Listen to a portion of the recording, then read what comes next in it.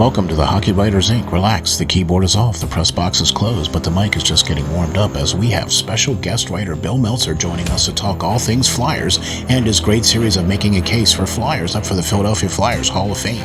Along comes Lance with his great two articles, Camp Battles Ensue, Defensemen, and Desperate Times Call for Desperate Measures, how the Flyers can cash in on other teams' losses. Welcome to the Hockey Writers Inc. And oh my gosh, have we got a surprise for you guys tonight? Woo! How about that? Bill Meltzer is sitting in! Oh my gosh!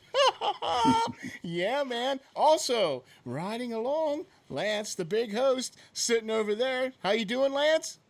I'm all right, ready to get things started. You got it, my man. How can we follow you, Lance, and where can we get all your great stuff? Sure, you can always follow me at LNGBASSIST, the number's 39 on Twitter, and you can catch all my stuff on flyersnittygritty.com and steelflyers.com. Awesome. Bill, how can we follow you and how can we get a hold of all your great articles? I am on Twitter at Bill Meltzer, all is one word. You can find my stuff on the Flyers official website, which is either PhiladelphiaFlyers.com or Flyers.NHL.com, whichever way you prefer to type it. I am also on. I'm also the content manager for the Flyers Alumni Association, which is FlyersAlumni.net. We are launching an all-new website actually this coming week, so that'll be very exciting. That's been in the works for a little while here. And I'm also on HockeyBuzz.com. I've been there for many years. Awesome. Well, listen, man, if you make sure you shoot me that link, I'll make sure we put this in the show links here because I have all the other stuff here with your Flyers alumni and all the other stuff. So if you want to shoot me that link, I'll make sure this goes out. So when we put the show out here, then you'll be able to get that link out there too. So that'll be another way for you to get the Alumni Association website out there too, for sure. Would definitely like to do that for you, my man. You got it, for sure. So we're going to jump right in here, man. And Bill, I'll tell you what, you released a series of articles that just went all out there for the Hall of Fame for the Philadelphia Flyers. And whew, wow. I liked all the articles. I thought they were all good. And you could make a case for every single one of these guys. Let's start off with Tocchet. What do you think about Rick Tocchet? Why do you think, Bill? I mean, you mentioned a lot of good reasons in your article, but what is the main reason why you think Tocchet is a good call for the Hall of Fame? Well, I think that I think by the late 80s is when you really start hearing about power forwards in the NHL. And, to me, the quintessential power forwards from that era, even into the 90s, the early 90s, it was three guys. It was Cam Neely, who's in the Hall of Fame. There was Brendan Shanahan, and there was Rick Tocchet. And Tocchet is a guy who was such a heart and soul player for the team. He was a captain. He was part of the two teams that got to the Cup Finals under Keenan. Had a couple 40-goal seasons. He came back to the team much later in his career. He was part of that 99-2000 team that fell one win short of getting back to the finals again. And it was really, just the style play that he brought. He's the all-time franchise leader in Gordie Howe hat tricks, for example. Popular player among the fans, really, really well liked among his teammates. And and the fact that Tocchet was just inducted into the Philadelphia Sports Hall of Fame, and he's the only person in the Philadelphia Sports Hall of Fame who's Flyers affiliated who's not in the Flyers Hall of Fame yet. And with really, it was just a matter of timing. The Flyers Hall has not been active since Ed Snyder passed away in 2016. I would think that at some point in the relatively near future, they'll start inducting, players again, whether it'll be one a year, two a year, I don't know. But I think at some point you'll start seeing guys go in. And to me, Tocchet is probably one of the last guys from those 1980s teams who's not in yet, who, he's to me, very, very obviously belongs in there, and do it on a night when the Coyotes are in town. So you induct him before the game, and have the game. It's the same way Rod Brindamore got in. He's coaching Carolina, and they just doubled up the two things. Hey, why not? And that was a great night too, man. for sure. But we like seeing Roddy. Anytime we like seeing Roddy, you know what I mean. So Yeah, I think Tocchet should definitely make a hard push to get into the Hall of Fame. I mean, throughout his 11 years here in Philly, you're talking about over 200 plus goals, 500 plus points, and my favorite, penalty minutes, 1,815 penalty minutes. So a guy that can amass that many penalty minutes and still be great on the stat sheet in other areas as goals and be in that sense and still be a plus player is always going to be a good pick there. yeah, you can't argue that kind of logic for sure. I look, I'm with you with the Tocchet. I really think that he was a good fan favorite. He was a good player that was a clutch player. Like he was also a good energy guy. He was the guy that you could count on putting on the ice when there was very little time left to go, and you could count on him to take that face off and to get the puck out of the zone or do whatever we needed to do. He was that guy, So I'm with you on Tocchet. I'm with you on Tocchet. One of my favorite players, oh my, Simone Gagne. Man, I'll tell you what. Yeah, what are we waiting for? Why hasn't the call been made yet? What do you think, Bill? Well, again, I think that just the timing of it. The Flyers had other guys from previous eras who had yet to be inducted, and they went in ahead of Simone, and now there's been that gap of 4 years. I mean, everybody we're going to talk about it. It's I think that a strong case could be made for every single one of them to be inducted. It's just a question of what order they go in. Simone, look, he had the back-to-back 40-goal seasons. He was part of that great line with Peter Forsberg and Mike Knuble. Oh. They were top lines in the league. Mm-hmm. Simone was a really good two-way player. Had some big playoff runs for the team. 2004 was a particularly good playoff run. 2010 is his last year of his first stint. I mean, he wasn't healthy. He came back from injury, scored that overtime goal. The Flyers are trailing 3-0 against Boston. Yeah. Series is over if they lose that game. And Gagne, who's playing in maybe 60% health in that game, scores the OT goal that prolongs the series. Then, of course, he scores the series winner in Game 7 after the Flyers trailed that game 3-0, and they claw their way back. And the third period, Gagne scores what proves to be the series winning goal. I mean, those are the kind of things you build a legacy off of. And popularity with the fans. Another guy who was really well respected in the room. And Peter Forsberg played with some tremendous players in Colorado, and he said that Gagne was as good as anybody ever played with. And Gagne was just he was so smooth, such a good skater, such a complete hockey player. People forget that he was drafted originally as a center, and first training camp here he came in as a center, and then they put him on wing, and he made the transition look seamless. Gagne was just a really, really, really good hockey player for a really long time here. And when I did a poll on my Twitter page, who would you like to see going first? And I really thought it was going to be Mark Recchi or Tocchet who won. It was Gagne. Yeah. And he got almost half the vote individually with some really tough competition on the other name. So I think it would be a very popular move if Gagne were the next name in. He certainly has the numbers. Yeah, definitely. I mean, Gagne was consistent for a long time. 2 40-plus goal years, 2 30-plus goal years. Looking at stats of 264 goals as a Flyer, 535 points. A rare stat that many people don't give him credit for, and Desjardins and other people may get this, but he was a plus 140 when he was a Flyer. And a lot of times he doesn't get this credibility about his defense because he was such a pure shot. And for my understanding and my thoughts and theories, probably the best pure goal scorer probably since Carter, in a sense of just you can go put him out on the ice and get a goal. He's going to be productive. He's going to shoot the puck. And that's exactly what I think the Flyers are lacking right now. They have a lot of good players, but not just pure snipers. And Gagne had no fears of shooting the puck. I don't think he ever met a puck he didn't want to just fire at the goalie. And I think that's what they need. And out of all these guys, I think he would probably be my next pick to go in as well. Yeah, I'm with you. Yeah, for sure. Yeah, I couldn't disagree with you more on that. Like you said, he has the numbers. I remember Gagne coming up and them talking about his first 9 games and them saying, yeah, maybe we might send him down. And, well, look, if he plays 9 games, then we might have to. He plays that 10th game, and he played the 10th game, and he just stayed the whole time.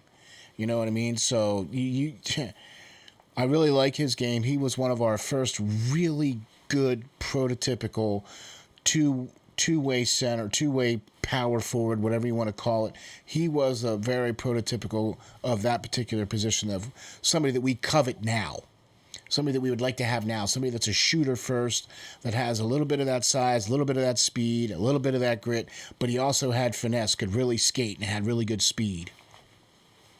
Yeah, easily one of the best skaters the Flyers have had in the last 25 years. He just was so smooth on his feet. And as you said, I mean, if he didn't have the puck, he would go get it. Really, really good two-way player. I mean, he hit that other level when Forsberg came in. Forsberg, of course, one of the all-time playmakers in the game. And, and of course, I mean, it was just that line. It's just the chemistry that line had. Knubel played down low. He dug for pucks on the boards. He got to the net. He set up screens. He did a lot of the little things in there, and just as a trio, they really clicked. But Gagne hit that level as a 40 goal scorer, when Forsberg came here, and he still won when he was healthy, because he did have some injury issues, during his career. When he was healthy, really the whole time, the remainder of his career here, Gagne was a true star in the league, and and also a great guy off the ice. Anybody who knows Simone, I mean, he's an impossible guy to dislike. Great guy. Awesome. Yeah, maybe one of these days I can check that off the bucket list to say that we could meet that. But let's move on to somebody who's already in the NHL Hall of Fame. And for me, to me, this is the guy I think should go first above anybody else on your list. To me, is Recchi. Because to me, Recchi was just the consummate flyer. He was clutch, and he was another one of those guys where every time he was on the ice, he was a threat to score. And the guys that he played with on his teams, and yeah, man, I really like what you mentioned about him in the article, Bill, and that's why I think that he's, to me, in my opinion, he's the number one guy to go in first. What do you think, Bill? Well, when people think of Recchi's career, the only blemish on Mark's career as a Flyer is that they didn't win a cup when he was here. They didn't get to the finals when he was here. That's a team accomplishment, though. And he came close twice. Twice the team was one win shy of the cup finals. Yeah. But everything else is there. Actually, even though Rex played for a lot of teams, he played more games as a Flyer than he did as a Penguin or as a Canadian, or he won his cups elsewhere. He won a cup, of course. He won a cup with Carolina, and he won a cup with Boston. But the statistically, the best years of his career, the most games were played as a Flyer. Best season point wise ever in team history, at 123 points in 92-93. That was the year of the Crazy Eights. That was Eric Lindros's rookie year. Oh, yeah. And, Recchi was in the 50-goal club that year, too. And that's a pretty exclusive club with the Flyers. And back-to-back point seasons, 3-time Bobby Clark Trophy winner. I mean, you can just rattle it, right off down the line. And when he came back again, he didn't, he had 90-something points, when he came back. And that's when scoring was really low around the league. I mean, scoring was still pretty high during his first stint with the team.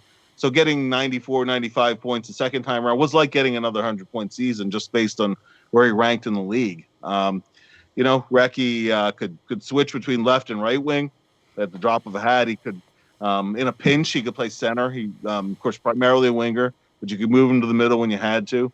Yeah.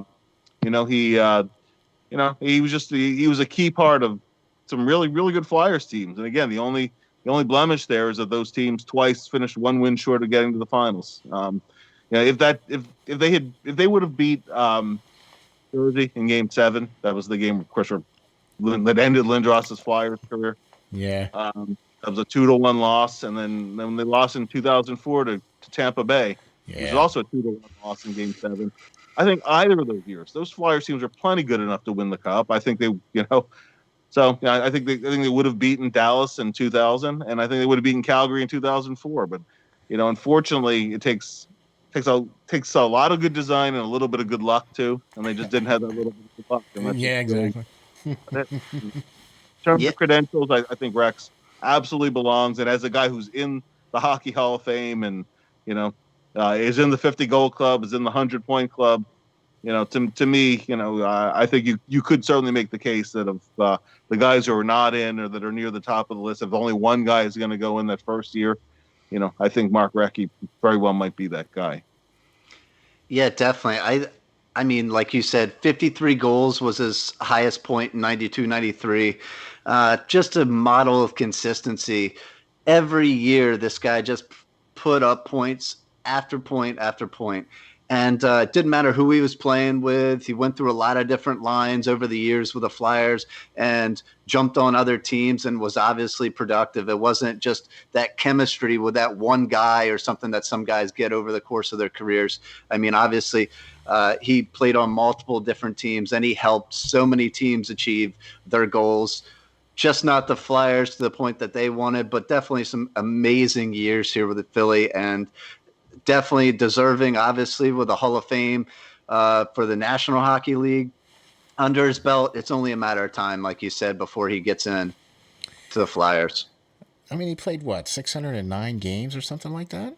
602, I believe, Or with us. Yeah, 602? Yeah. So over 10 years. 10 Yeah, years. Come on. that was just with us, let alone Yeah. the That's dozens of other but seasons he see, seemed to play. we're only basing it off of what he played for us. Yeah, Okay, and so for 10 years and 602 games and the amount of points and the amount of goals and just the numbers that Bill points out in his article, I mean, that right there, that right there is worthy, I think. You don't even have to add anything about the fact that he played for other teams or, whatever. So, like I said, I think Rex would be the top guy to go in, so that's kind of how I'm looking at that.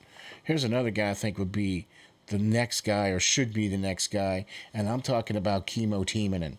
And I'll tell you what, Bill, this is another great article that you put out, and I really like the fact that you put this out about Kimmo because I really liked his game when he came over from Nashville. And why do you think he would be a good selection for the Hall of Fame? Well, before you even get into numbers and awards, when you talk about leadership on a team, you know, Kimmo always knew, he wasn't the most vocal guy, right? He wasn't the guy who spoke up all the time in the room. Yeah. When he talked, everybody listened because, and Kimmo sometimes would tell you more by what he didn't say.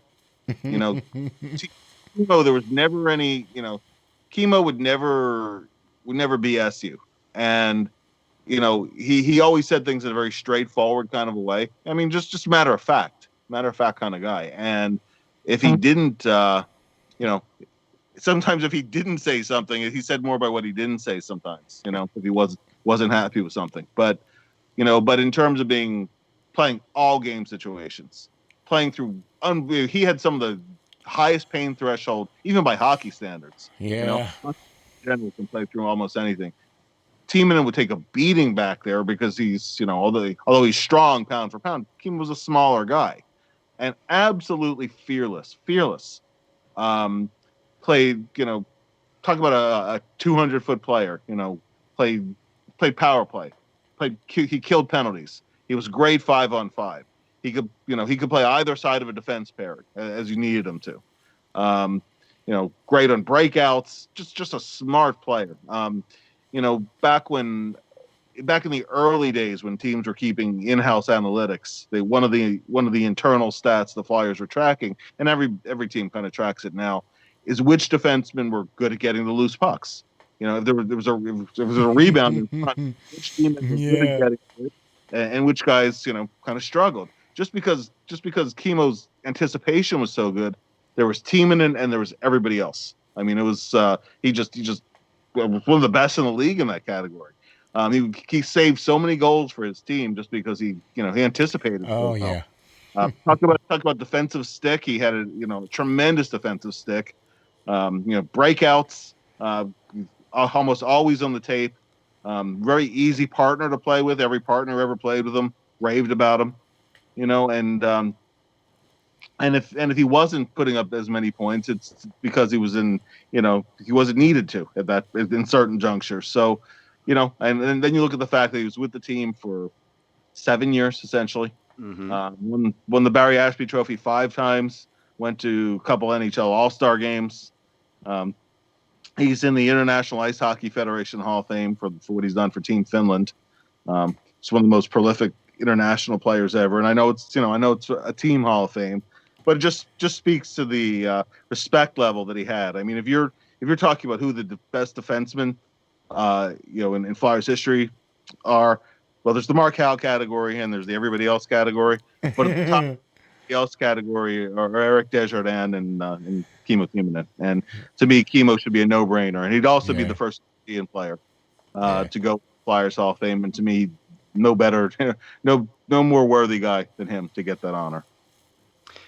Yeah, definitely. I can't say enough about Kimmo. I think too much is put on offense on like defensemen now. If you don't put up 50 points a season, everybody doesn't think you're a good defenseman nowadays, and that's just rubbish. I'd much rather have a team full of Kimmo Timonens than somebody that's going to put up 60 points a year and be a minus 20, on the year. That's not helping. And like you said, you got Mark Howe there. I mean, his numbers are prolific, amazing. And then you got him and Desjardins neck and neck. And who could really pick between them? I have no clue, but Desjardins is in, and Timonen should be right up there with him. Definitely. I can't say enough how Kimmo made everybody that he played with look better than they absolutely were. And I think everybody should be buying him gold watches and everything that played along with him, because just phenomenal defenseman. And me being a goalie, just watching him, like, he's the guy you would want in front of you at all times. And he's a workhorse, like you said.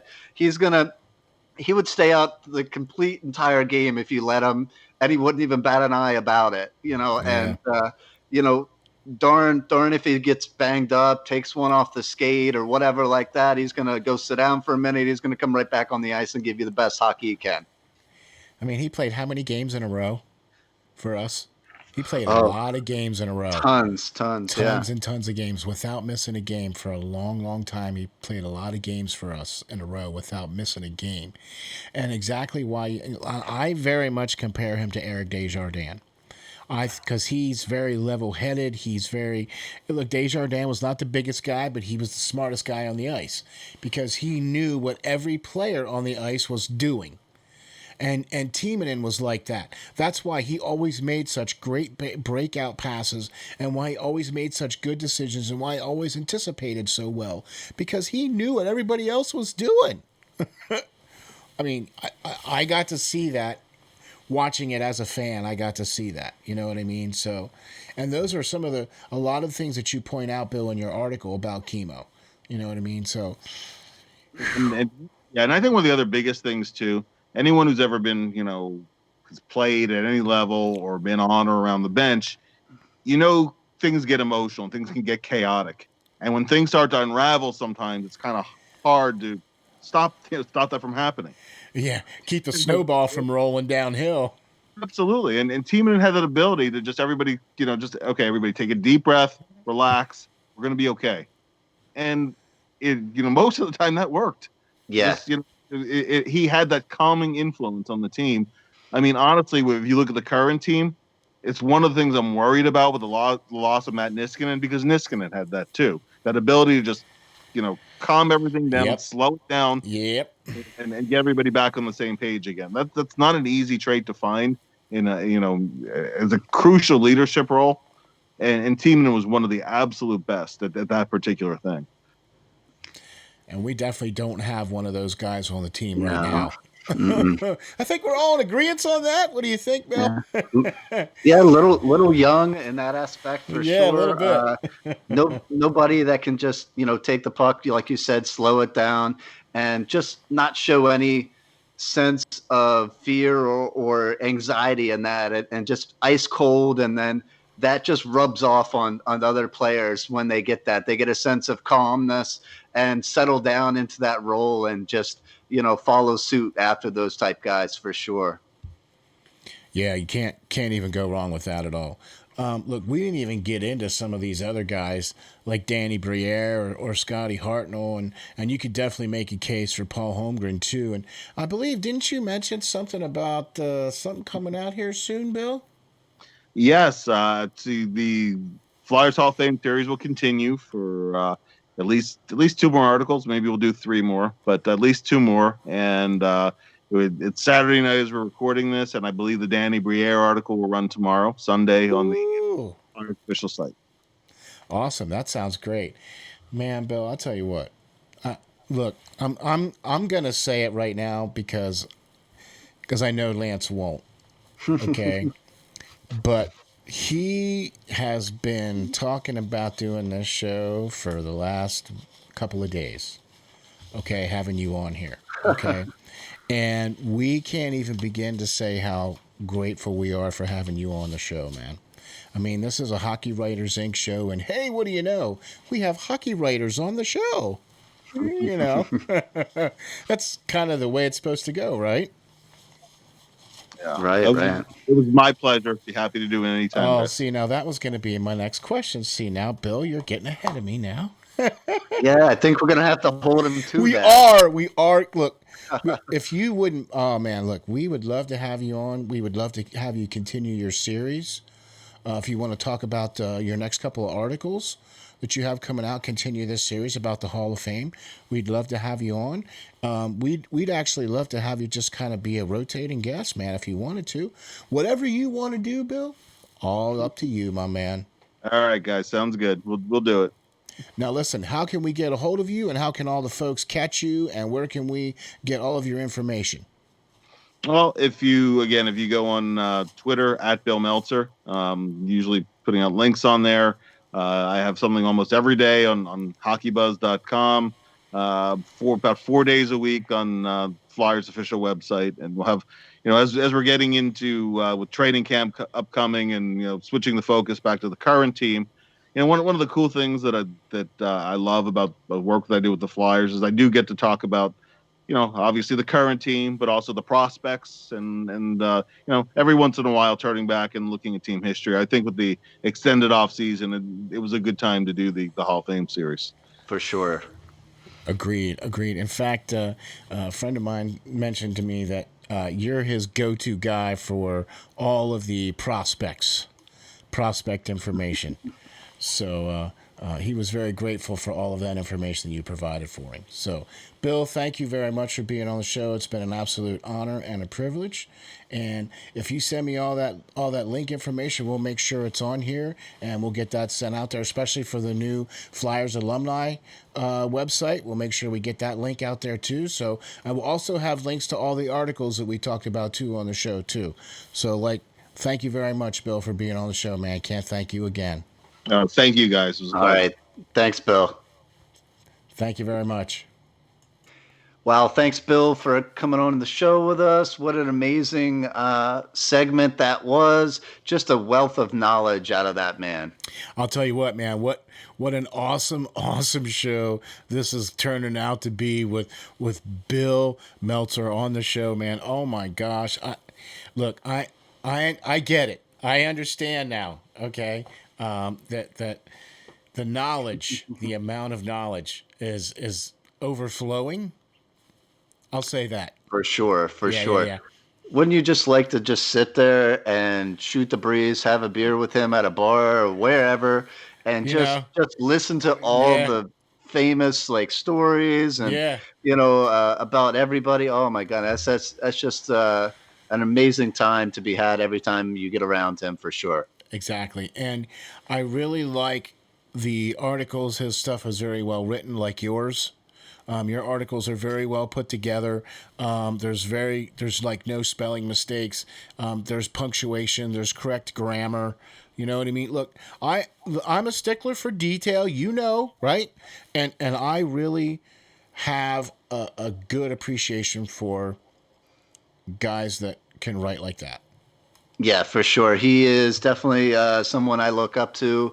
He is the best in the business, and far as Flyers history goes for writing, in my mind, and somebody I inspire to be like, for sure. Well, listen, man, you're getting there, my man. Okay, because you look, you write for Flyers Nitty Gritty, right? You partnered up, and we're doing Hockey Writers Inc. now on SteelFlyers.com, right? You got a Hockey Writers Inc. page, okay? You put articles out pretty much every other day or every couple days. What? You're doing shows? You were on O&B Puckcast? I mean, come on, man. You're getting there. You're getting there. Getting there.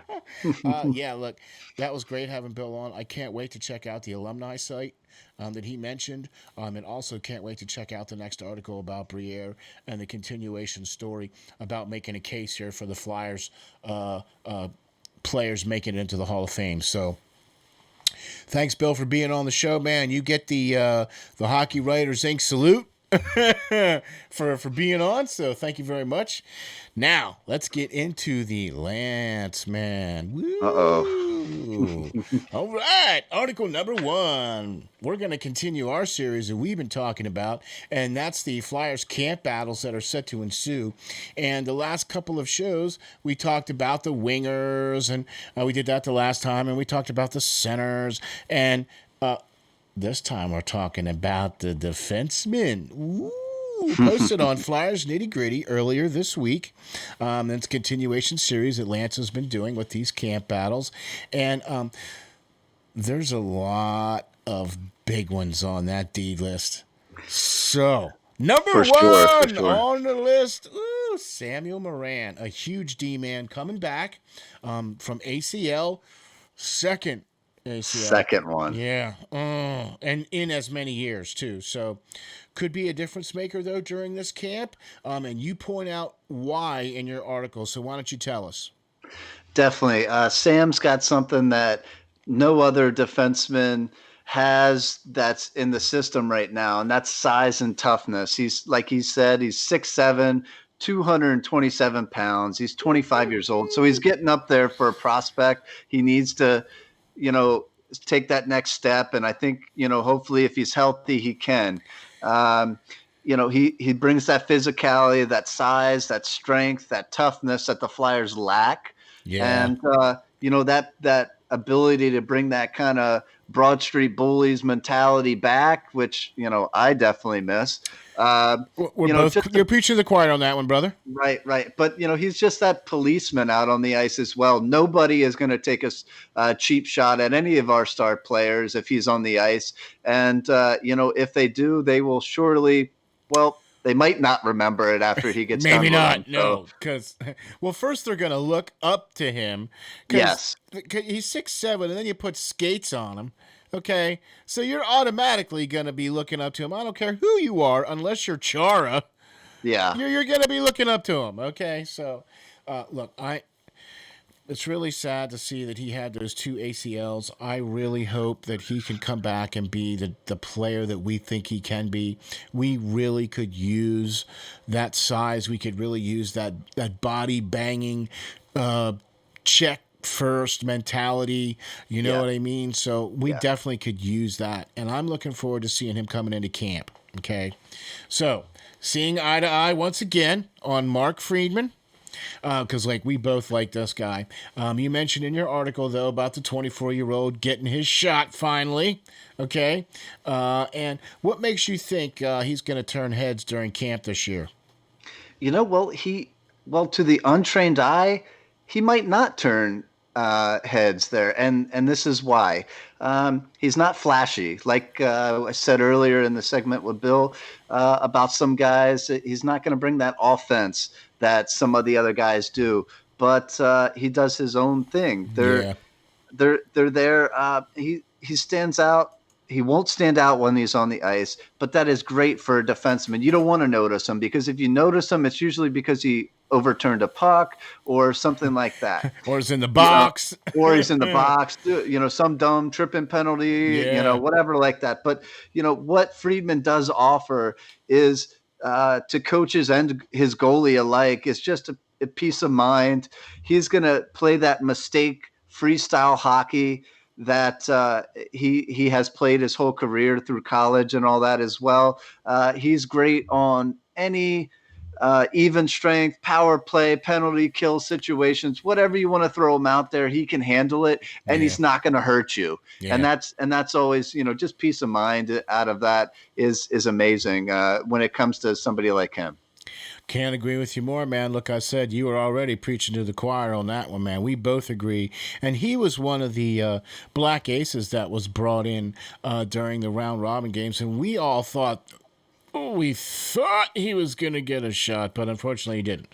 I would have liked to have seen him play a little bit. I think he should have played at least in one of the first 3 games and give him a shot, because now it's been how many months now since those guys have played.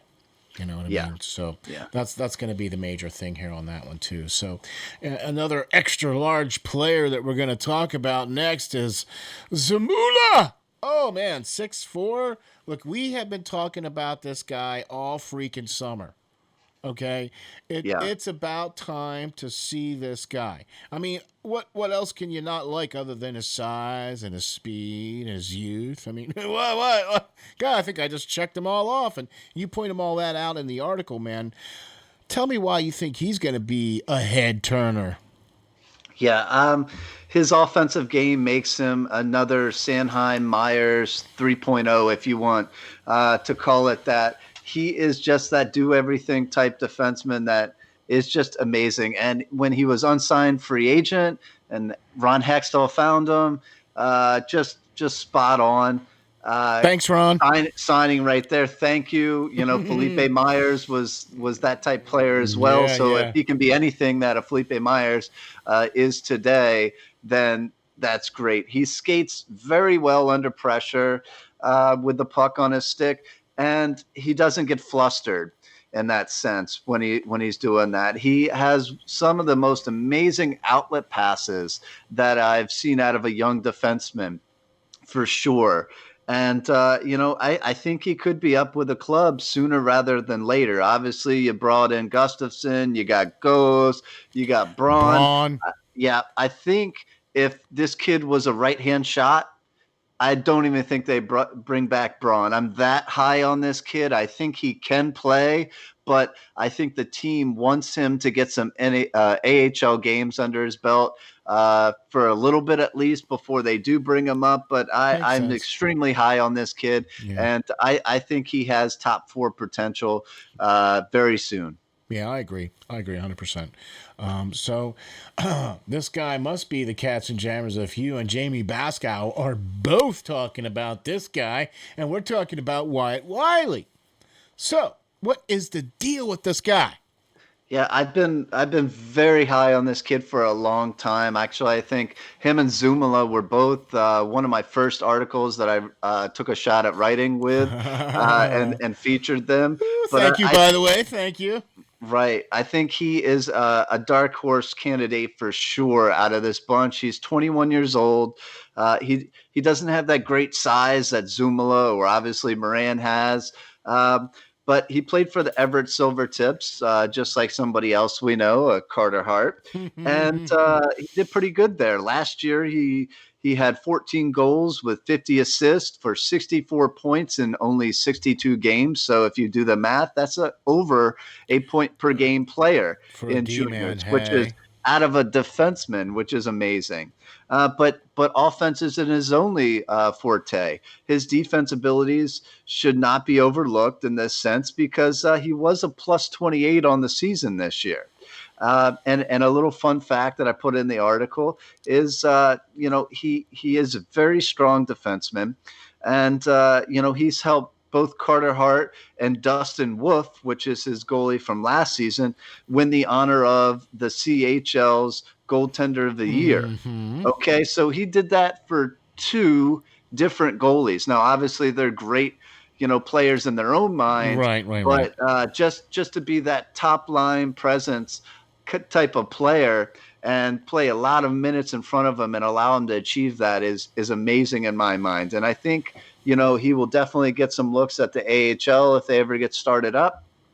And he is everything that they're looking for. He is offense. He's got great defensive skills. He's got a great shot from the point.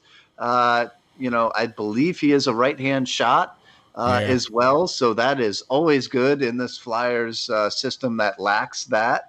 So I'm just really excited about this kid, and I can't wait to see him turn pro. We've never pointed that out that we're lacking right-handed shots on. No, No, no, no, we've never mentioned that at all, have we? No. no, not at all. Look, at the log jam at defense, it's going to be hard for some of these young players to get some ice time. Okay, Yeah. and look, I feel that we do have a lot of great young players coming up, and I'm looking for them to make some very difficult decisions by the coaching staff. They're going to have to make some difficult decisions about some of these players, especially Zamula, especially Friedman, especially Moran. These guys that you all point out in your article, they have to be contented with, and I think it's going to be their time, and they're going to see guys pushed out like Braun, like Ghost, like Gustafson, like, take your pick. Yeah, I think so, man. The Out of any positional battle that I've currently been writing about for the past week or two, this is the most exciting one, guys. There is so much depth at defense that they're leaving, Yeah, with Kovalchuk and stuff, because they see the extreme depth that is already up with Sanheim and yeah, Myers and Provy and Hag.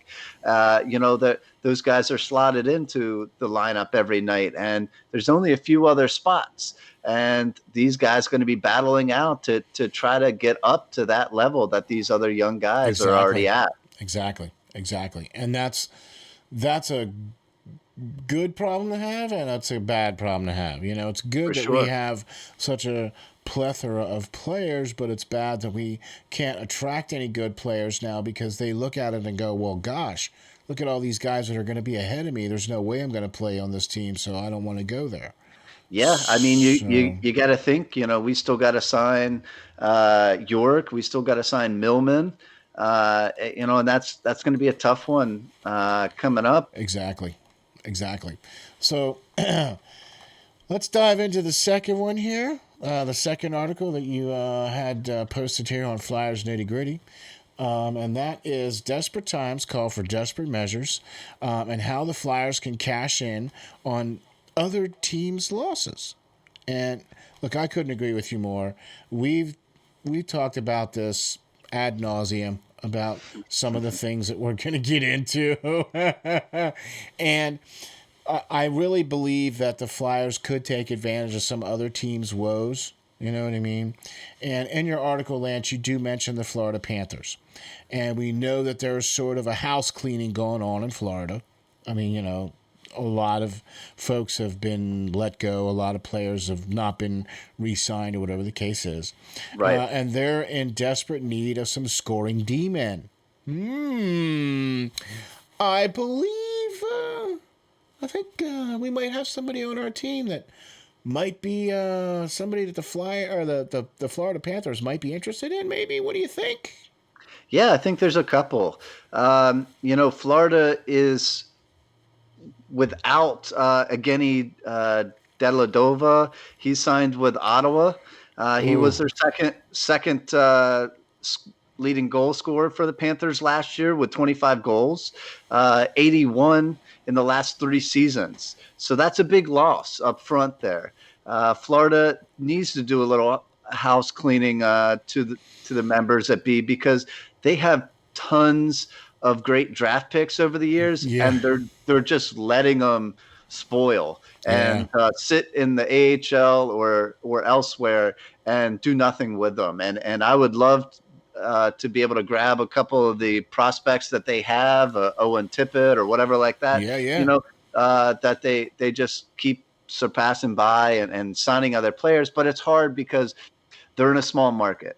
Yeah. These guys that are there leave, like Deladova did with the Panthers when they have their opportunity.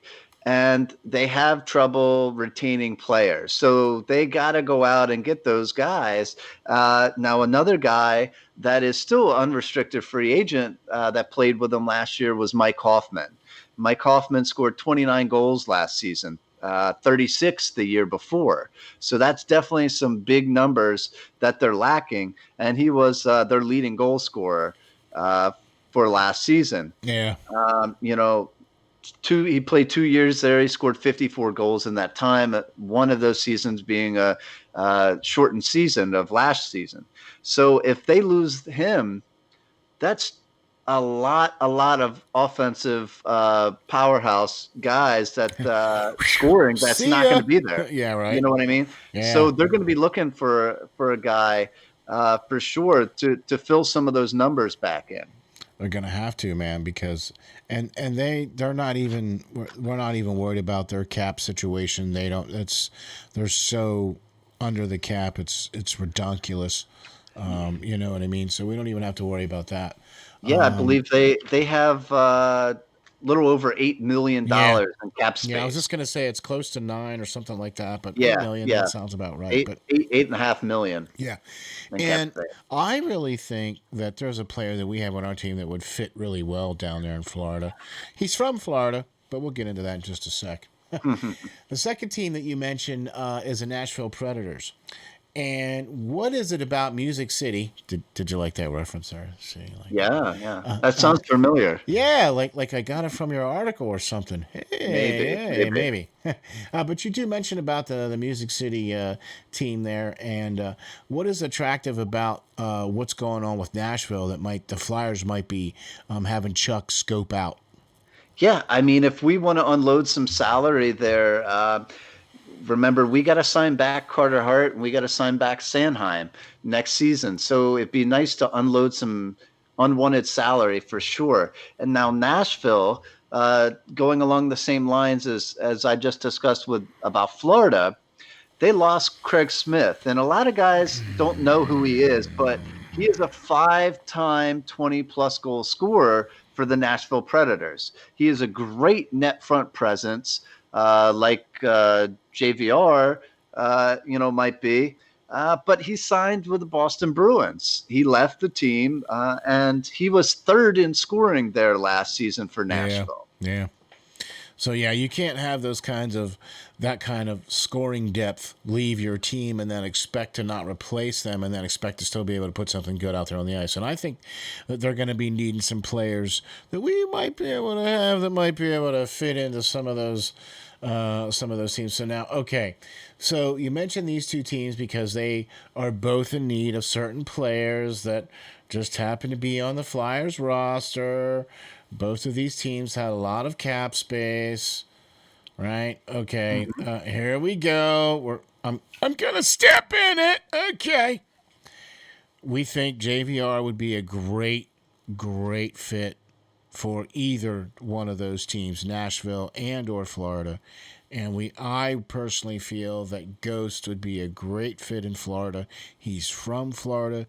I think he would be a good fit in Quinville's system down there. He would be able to take some of those younger defenseman guys that you're talking about with bringing some of those guys up, some of those draft picks up. Look, I know that Ghost is not the oldest cat in the room, but he's older than them guys by a long Yeah. shot, and he's got way more game experience than them guys by a long shot, and he would be that top four guy in the room that would be the leader in the room for them guys.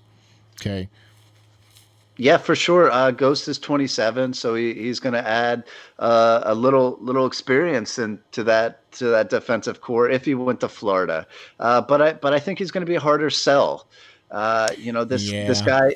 guy has had two knee surgeries. He has had a hip surgery. He has had abdominal surgery, all before the age of 30. He looked to be on the right road, coming back healthy, skating a lot better at the end of last season. But again, both these players mentioned, both Ghost and JVR, don't really fit into AV's system, and he really doesn't have a problem with sitting a player as opposed to bringing somebody else in that's going to play his system and not hurt the team game. So and that's where I was trying to gather up all this for Exactly. is if they're not going to work here, they could work somewhere else. And a team like Florida could, with the players that they're looking to lose out on, Nashville's definitely got an eye on Hoffman as well, and so does Columbus, has been rumored to be in on Hoffman as well. If they lose Hoffman and have Deladova, both going, they're going to be looking for some And scoring. So Smith. either, well, yeah, and then Nashville has Craig Smith. Smith And and yeah. Michael Granlund as the center. He was the fourth leading goal scorer for the Predators, and he's still a free agent. They need to bring him back as well. So this is just some goal scoring ideas for some desperate teams out there. There's very few good free agents left. There's some guys that are fill-in guys that can round out the team, but as far as top line production, second line production, there's very few of those guys out there, and those guys are going to get snapped up pretty quickly once we set a date to restart the season here. Yeah. And there's going to be some teams that are desperately in need of some scoring, and that's why I wrote this article to try to shed some light on it. Like I said before, Florida has $8 million plus in cap space, and the Predators are among the league leaders in cap space right now with almost $13 million. 13. Yeah. So New Jersey has 17, so they're close. Right, but who really wants to go play in Jersey? So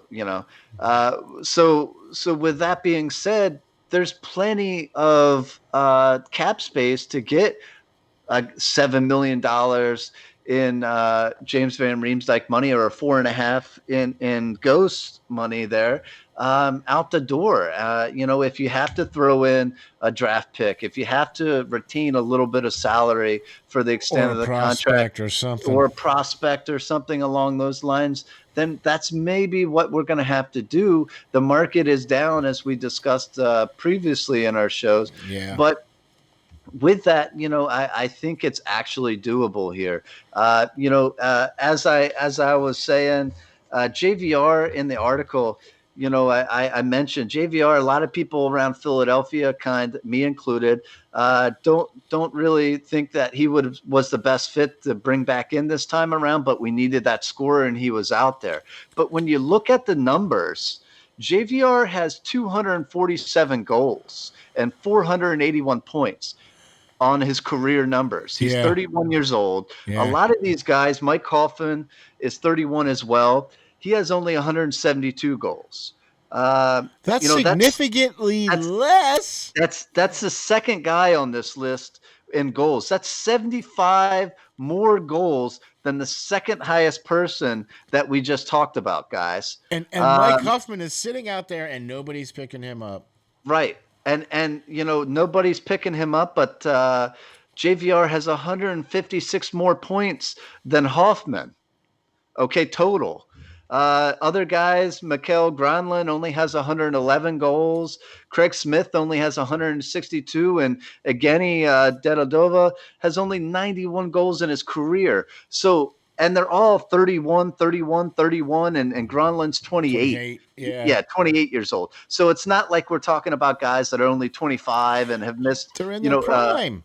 They're in their prime still, and JVR's numbers are far surpassing these guys. The only reason that he just doesn't work in this system is AV has a great defensive system set up here that it just doesn't pertain to JVR's game.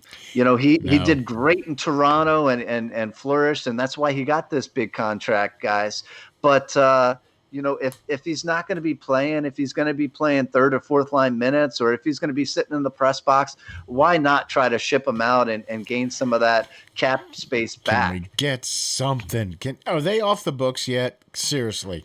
Right. I mean, if you're not going to play them, then get rid of them. Okay. I'm so tired of paying for players that we don't have on the team anymore, or that are sitting in the press box. I'm not a fan of that. So, look, we could talk all day long about the possibilities of this whole thing here, but I think we're going to have to wrap her up here on this one here.